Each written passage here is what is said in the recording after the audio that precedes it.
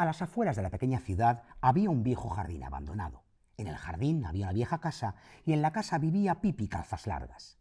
Tenía 9 años y vivía allí completamente sola, sin madre ni padre, aunque eso era más bien una ventaja, porque así no había nadie que la mandara a la cama justo cuando mejor se lo estaba pasando, ni nadie que la obligara a tomar aceite de hígado de bacalao cuando lo que ella prefería era comer caramelos. Tiempo atrás, Pipi había tenido un padre al que quería muchísimo. Por supuesto, también había tenido una madre, pero de eso hacía tanto que ya ni se acordaba. Su madre murió cuando ella era una niña pequeñita, tan pequeñita que aún dormía en la cuna y gritaba de tal modo que nadie podía acercársele. Pipi creía que su madre estaba ya en el cielo y que miraba a su niña por un pequeño agujero. Por eso a menudo la saludaba con la mano y le decía: «¡No te preocupes por mí! ¡Sé cuidarme sola!». A su padre no lo había olvidado. Era capitán de barco y había recorrido todos los océanos. Pipi había navegado con él hasta que un día de tormenta cayó al mar empujado por el viento y desapareció. Pero Pipi estaba segura de que tarde o temprano volvería. No creía en absoluto que su padre se hubiera ahogado. Estaba convencida de que flotando había llegado a una isla de los mares del sur, donde sus habitantes lo habían nombrado rey, razón por la cual se pasaba el día de aquí para allá con una corona de oro en la cabeza. «Mi madre es un ángel y mi padre un rey de los mares del sur. No todos los niños tienen unos padres tan especiales», acostumbraba a decir Pipi con orgullo. «Y en cuanto mi padre construya un barco, vendrá a buscarme y entonces me convertiré en una princesa de los mares del sur. ¡Qué divertido será! ¡Tralará!». Su padre había comprado aquella casa vieja con jardín hacía muchos años. Tenía pensado vivir en ella con Pipi cuando se hiciera viejo y ya no tuviera fuerzas para navegar, pero tuvo la desgracia de caerse al mar. Una preciosa tarde de verano, Pipi se despidió de los marineros del barco de su padre, a los que tanto quería y que tanto la querían a ella. «¡Adiós, muchachos!», les dijo y les dio un beso en la frente a todos uno tras otro. «¡No os preocupéis por mí! ¡Sé cuidarme sola!». Del barco se llevó 2 cosas: un pequeño mono llamado señor Nilsson, que le había regalado su padre, y una gran maleta llena de monedas de oro. Los marineros se quedaron en la cubierta mirando a Pipi hasta que la perdieron de vista. Ella se alejó andando con paso decidido y sin mirar atrás ni una sola vez, con el señor Nilsson en el hombro y la maleta en la mano. «Una niña extraordinaria», dijo uno de los marineros, enjugándose una lágrima del ojo cuando Pipi desapareció en la distancia. Y tenía razón. Pipi era una niña extraordinaria. Lo más extraordinario de ella era la fuerza que tenía. Era tan tremendamente fuerte que no había en todo el mundo ni siquiera un policía tan fuerte como ella. Podía levantar un caballo si quería. Y claro que quería. Nuestra heroína, Pipi Calzas Largas. Qué felices éramos, Pablo Vilaboy. Y qué libres, como la propia Pipi. Bueno, esta creación inolvidable de la escritora sueca Astrid Lindgren marcó a varias generaciones, porque no solamente se hizo una serie muy popular a finales de los 60, sino que después se hizo una serie animada y aún a día de hoy las novelas son 3 de Pipi Calzas Largas, se siguen vendiendo y se siguen disfrutando por niños de todo el mundo. Estábamos comentando que era el referente para muchos de nosotros y nuestro invitado decía: «Bendito referente, maravilloso referente». Bueno, una niña anarquista, libre, que bueno, formaba el caos allí por donde iba, pero gracias a la fantasía y a su buen corazón, ¿no? Era, en ese sentido se entronca un poco con Guillermo el Travieso. Lo que pasa que el personaje de Guillermo está más con los pies en la tierra y Pipi pues entremezcla, como bien has leído en este principio del primer libro de esta trilogía. Está a medio camino entre sobre todo la fantasía y el mundo real. Lo maravilloso es aquello de «sé cuidarme sola», que además nos encantaba a los niños, claro, cuando descubríamos a Pipi, los de nuestra generación, por la serie de televisión, que en España se emitió unos años más tarde, ya en los años 70, porque era una niña que vivía sola, con una gran maleta llena de dinero, hacía lo que quería, cuando quería, nadie le imponía horarios, pero sobre todo eso, tenía un grandísimo corazón, acogía y quería a todo el mundo. Es increíble que esta novela se empezó a gestar allá a principios de los años 40 del siglo pasado, porque la autora empezó a hacer una serie de relatos juntos con este personaje para su hija que estaba enferma. A lo largo de los años siguió escribiéndolos, fue rechazada por varias editoriales cuando presentó el primer libro completo, pero ganó un premio de un concurso literario infantil y a partir de ahí el resto es historia. Fíjate, has sido, al menos que yo sepa, la única escritora, e incluso escritor, pero para la que han pedido un premio Nobel póstumo. Pues por algo será, ¿no? Pero como dices, porque en Suecia es idolatrada, pero es conocida y respetada en todo el mundo, no solo por el personaje de Pippi, que obviamente tiene fama universal, sino por otras novelas muy meritorias y muy tener en cuenta. Bueno, pues aquí quedamos con esta libérrima personaje, esta libérrima creación de Astrid Lindgren. Que sabe cuidarse sola. Sabe cuidarse sola. Lo repite mucho, no solo en el principio, lo repite mucho durante toda la novela. Ella sabe cuidarse sola, es independiente, pero espera que su padre vuelva para coronar la princesa. Ahí es nada. Pues vamos a seguir hablando del mundo de la fantasía, de algún modo, pero de esa fantasía que vivimos como real, porque nos implica e involucra, que es cuando hay grandes actores en escena, o hay grandes actores en la pantalla, y sus sentimientos, sus emociones, sus sensaciones, las vivimos como propias y nos las creemos. Sabes que a mí me gusta mucho cambiar la frase del famoso Bolero de la Lupe y decir, me lo creo porque es teatro. Si no, no me lo creería. Y tenemos, yo creo, uno de los actores estupendos para eso, con una estupenda trayectoria, jovencísimo todavía, y le ha dado tiempo a hacer casi de todo. Si es que tiene un pasado a pesar de su apariencia. Claro, porque el pasado existe. Que el pasado existe. Juan Díaz, bienvenido a El Arpa de Bécquer. Muchas gracias y gracias por lo de joven, porque ya el tiempo pasa, ¿eh? Sí. No soy tan joven que cuando nos conocimos, han pasado años. ¿Eh? Tampoco nosotros somos tan jóvenes como cuando nos estupendos. conocimos. Juan Díaz, hoy vamos a hablar contigo, como con otros invitados, cuando venís además compartís eso, las lecturas que os han gustado, os han emocionado, pero nobleza obliga, hay que preguntarte por cosas de tu profesión y por cosas del presente.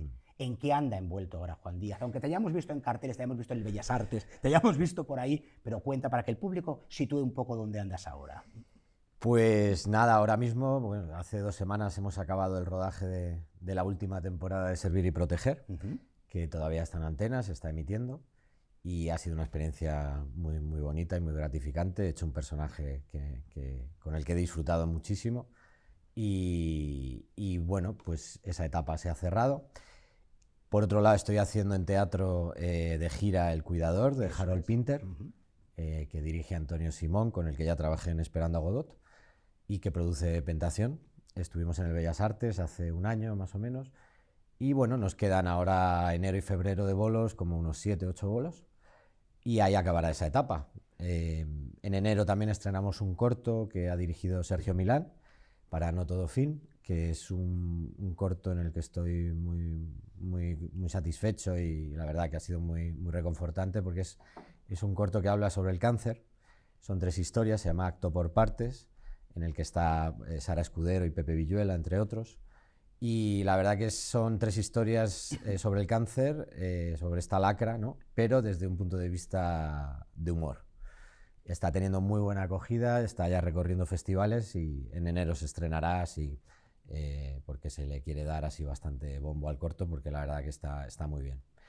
Y nada, y bueno, ahí andamos, pendientes de nuevos proyectos. También tengo mi compañía con mi pareja, con la que hemos estado 3 años con un montaje de una autora italiana, Alessandra Mortelliti, que es la nieta de Camilleri, del autor de Montalbano.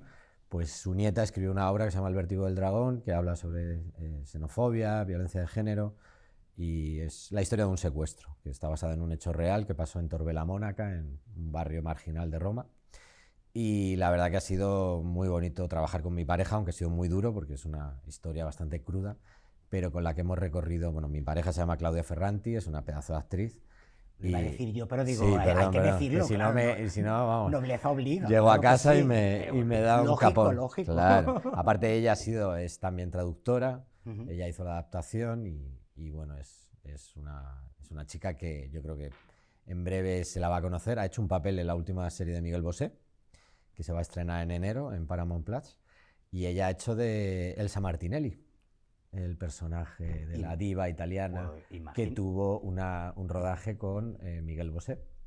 Y Imagínate. recrean una escena y todo. Imagínate. Sí, sí, sí. Si la escogen para interpretar nada menos que a Elsa Martinelli, No, si te no hay digo, talento ahí, ya, señores. lo hay, lo hay, lo hay. Y nada, y bueno, y esperando un poco nuevos proyectos, nuevas cosas, pero la verdad que ahora mismo tranquilo. También tengo que decir que hemos tenido un hijo y la verdad que ahora tiene 2 años, ya empieza un poco a ser más autónomo, pero criar exige tiempo y dedicación y sobre todo disfrutarlo, ¿no? Que los años pasan rápido. Y que de casta le viene porque como sonríe en las fotos de las redes, no digo más. Sí, O sea sí, sí, que no, no, tiene los genes. mi hijo además con ese nombre que tiene, Leonardo Díaz Ferranti, yo creo que ya tiene nombre de algo relacionado con el arte, seguro. ¿Y cómo se acerca un actor a un autor como Pinter? Ya empecemos por Con el final. mucho respeto y te diría que en blanco, dejándote un poco llevar, porque, a ver, Pinter es un autor bastante críptico, o sea, él deja todo bastante, digamos, abierto.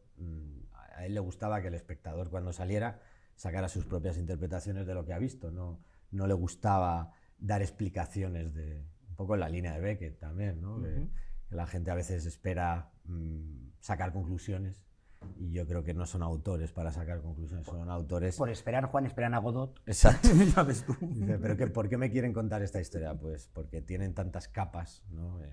Y El Cuidador yo creo que es una obra que es muy interesante porque hoy en día que estamos en esta etapa donde bueno, hay tantas desigualdades sociales, ¿no? Donde desconfiamos del que viene a pedir ayuda, pues muestra a 3 personajes interpretados por Alex Barahona, que hace de mi hermano, Joaquín Climent, que es, digamos, un poco el centro de la obra, es su personaje, que es un vagabundo, está en la calle, y mi personaje, un tipo bastante introvertido, bastante, bueno, que ha tenido un trauma cuando era adolescente y no ha sabido relacionarse con la gente. En un hecho circunstancial, que es el que empieza la obra, mi personaje se encuentra con el de Joaquín Climent y le trae a su casa, a su hogar, que en realidad es un sótano desvencijado, donde él vive solo, pero siente tanta compasión por este hombre que le dice, vente a mi casa, pero mi personaje no sabe relacionarse con la gente, y menos compartiendo un mismo espacio, ¿no? Entonces empieza a haber esa, digamos, ese intento por convivir, perdón, pero que al final poco a poco se va viendo que no es tan fácil, ¿no? Y surgen los problemas, y surgen los conflictos, y luego aparece encima el personaje de mi hermano, que es el polo opuesto al mío, y choca frontalmente con el de Joaquín Climent. Entonces, bueno, sería una mezcla ahí de géneros y de historias, porque hay comedia, hay drama, y hay hasta suspense, ¿no? Y bueno, la verdad que es una obra que disfrutamos mucho y estamos teniendo muy buena acogida en toda España. ¿Y qué nos has traído? Pues a ver, os he traído 3 libros que para mí, a ver, estuve dándole vueltas a cuáles elegir porque no es fácil, ¿no? Quedarte con 3 de todos los que te han podido marcar en tu vida o que de repente son libros por los que te gustaría... Aquí, que es contundente. Sí. El primero es Moby Dick, que bueno, para mí ha sido un libro con el que tuve una experiencia muy bonita porque con más o menos yo tendría 20 años y tuve la necesidad de hacerme un viaje solo, ¿no? Y dije, me voy en enero. ¿Dónde? Pues me voy a Grecia.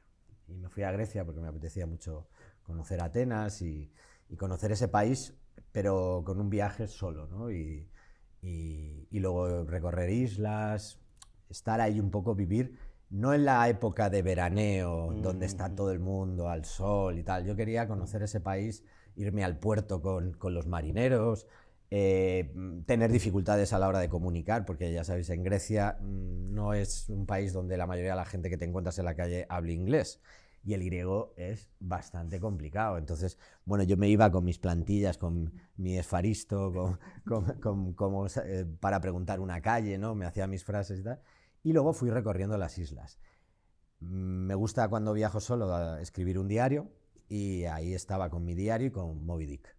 entonces Moby Dick me lo cogía en los momentos, me iba a buscar lugares donde, pues, a una gruta, a una playa, a un sitio donde de repente, pues, te diera el viento, lo que fuera, porque creo que es un libro que te invita a estar dentro del barco todo el rato, ¿no? Y luego también tenía mucho que ver con mi momento personal, ¿no? Porque al final el protagonista de Moby Dick está en una constante búsqueda, ¿no? De él mismo, ¿no? De esa lucha del adolescente por querer saber, conocer, por vivir enfrentándose a los miedos, ¿no?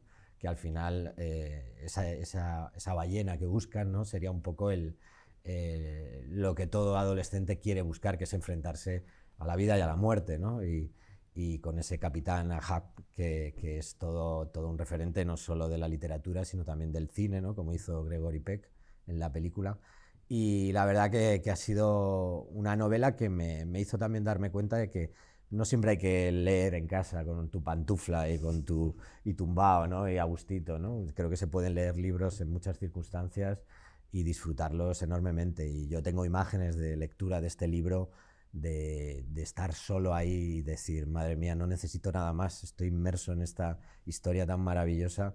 Y fue la que me abrió un poco el gusto por las novelas más de aventuras, ¿no? Que yo siempre fui más de otro tipo de géneros, y la verdad que es una obra que me llenó muchísimo y de la que me siento que de vez en cuando me gusta releer o revisitar algunos pasajes, ¿no?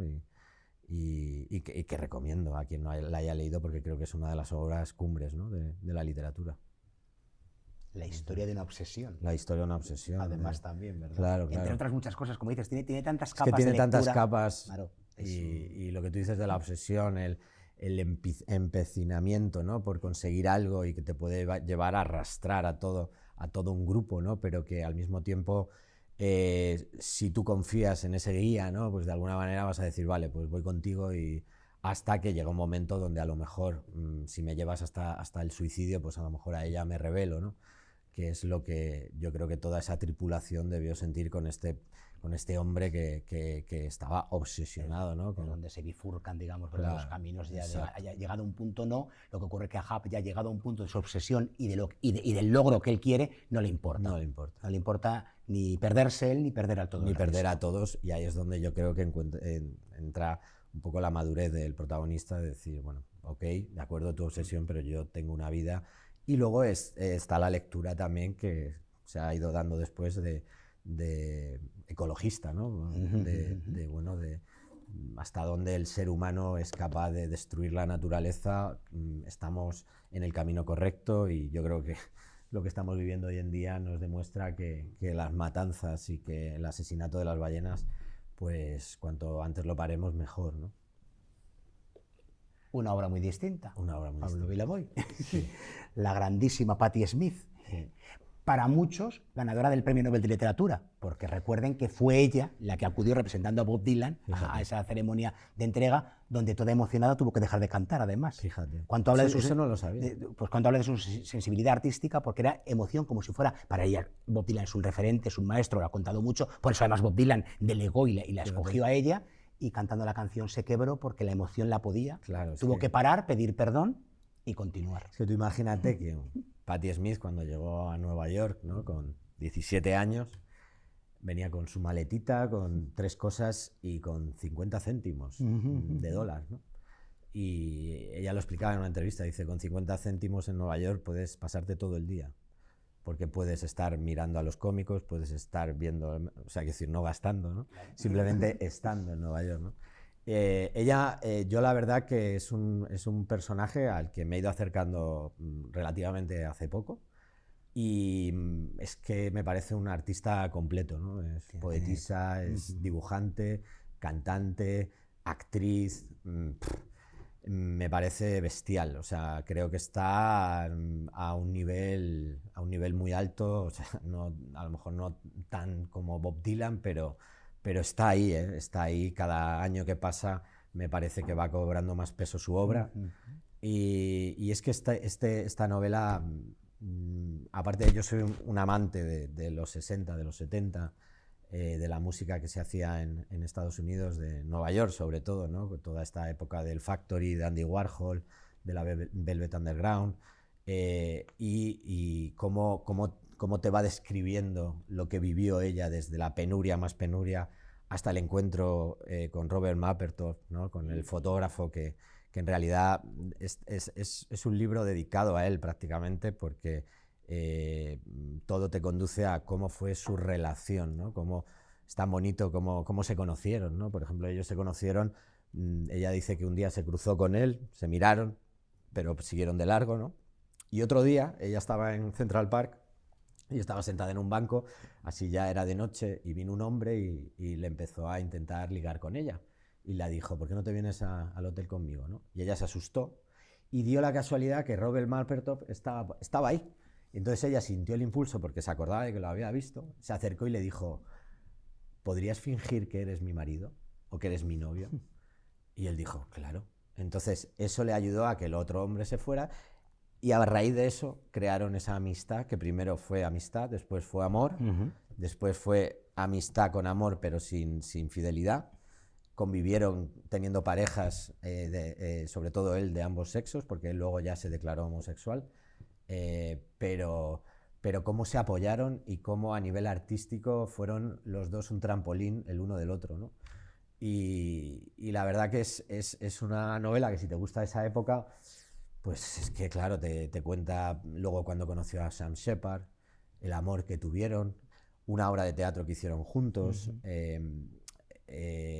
cómo ella al mismo tiempo tuvo que lidiar con esa oleada de drogadicción, ¿no? Y de sida que hubo en su época, y cómo ella pudo esquivarlo, porque bueno, no fue una persona realmente muy de adicciones, ¿no?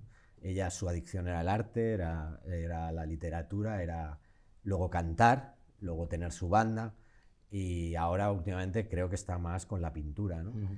Entonces me parece tan interesante ella como personaje como lo que escribe, ¿no? También la última novela, la del Sueño del mono, creo que se llama, esa es también una obra bastante autobiográfica, pero bueno, es más novelada. Esta es más un diario, ¿no? Es un diario y bastante biográfica, ¿no? Y me parece tan interesante la historia de Patti Smith como la de Robert Mapplethorpe, ¿no? Que por desgracia se fue demasiado pronto. Podría haber sido seguramente ahora mismo pues uno de los mejores fotógrafos, sin duda, pero que vemos su obra, ¿no? Y dices, madre mía, este tío, las fotos que hacía en los años 70, que ahora las hace mucha gente, pero en esa época no las hacía nadie, y decían, madre mía, qué valiente lo que hacía y cómo se exponía, ¿no? Y vamos, lo recomiendo porque es una novela muy divertida, muy hermosa y dura a la vez, ¿no? Y por último... Y por último he traído un libro que esta me la recomendaron en la escuela, y fíjate que no sé si me la recomendó Consuelo Trujillo, que he visto que la tuvisteis aquí de invitada, ¿no? Querida amiga. Vuestra querida amiga y querida profesora y querida amiga también por mi parte, a la que admiro como actriz y como maestra. Y creo que en su momento lo leí y me impactó mucho, y lo he vuelto a releer y digo, es que este es el ABC del actor. Creo que se llama Interpretando en la cámara, ¿no? En la cámara es como interpretando para la cámara, creo. Es que se tradujo como, yo creo, interpretando para el cine, pero en inglés creo que es interpretando ante la cámara. Ante la claro, cámara. Sí. Y por un lado tiene actuar para el cine. Es verdad, la traducción correcta, pero creo que en inglés sí que es cámara. Sí, ves que yo lo sí, tenía para la cámara. Es un repaso primero de su carrera, ¿no? Donde te ponen todos los títulos más importantes, y donde él en primera persona describe cuál ha sido su recorrido desde que empezó en el cine, bueno, desde que empezó en el teatro. Él venía de una familia muy humilde. Él, como todos sabemos, se le consideraba un cockney, ¿no? un tipo de barrio inglés que, bueno, pues como que no confiaban en que él pudiera hacer nunca de aristócrata, ¿no? Porque decían que su acento era demasiado de barrio bajero, por así decir. Hasta que tuvo la oportunidad en la película Zulu, que fue la primera que le llevó al estrellato, donde él iba para hacer el personaje de Cockney, que había un papel pequeño, pero cuando llegó al casting le dijeron que ese papel ya estaba cogido.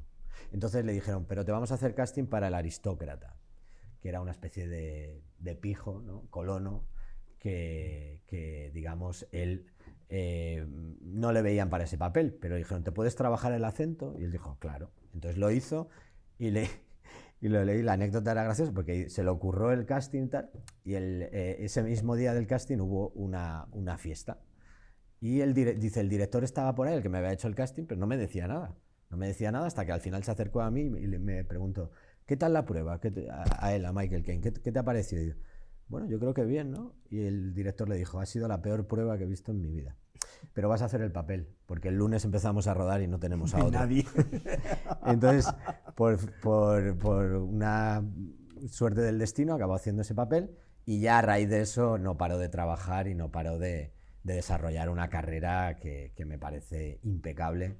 Y entonces en esta obra, que yo creo que es bastante para actores, aunque le puede atraer a cualquier persona que se acerque o que le estimule el cine y sobre todo la figura de Michael Caine, es como una guía para el buen comportamiento del actor en la vida y en el arte, ¿no? Entonces te explica desde las diferencias entre actuar en teatro y actuar en cine, ¿no? Él dice que, por ejemplo, para actuar en teatro hay que interpretar, pero que actuar en cine es ser.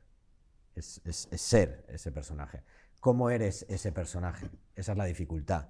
La cámara registra todo, no te puedes esconder y tienes que intentar reducir la expresión al mínimo para dar la máxima emoción o más transmitiéndolo a través de los ojos. Juan, y tú que lo sabes, en televisión hay otro hándicap, el tiempo. El tiempo. En la televisión se nos echa encima. Totalmente, sí, sí. Y nos asesina cuando estamos hablando de algo tan apasionante como el mundo de la interpretación que tú conoces magníficamente. Sí. Pablo Vilaboy, nos hemos quedado con ganas, tendrá que volver. ¿Ya está? Claro, ¿En serio? una segunda parte. Y yo venía asustado porque digo, no voy a tener nada que hablar. Que ya te dije que, vamos, lo ibas a abordar. Pues nada. Juan Díaz, como siempre, un placer. Muchas gracias, conversar Óscar. contigo y compartir emociones en torno al arte. Muchas gracias, Óscar. Pablo Vilaboy, nos marchamos al ángulo oscuro del salón. Vamos, pero llenos de arte. Claro que sí, y a por nuevas lecturas que muy pronto compartiremos con todos ustedes. Gracias.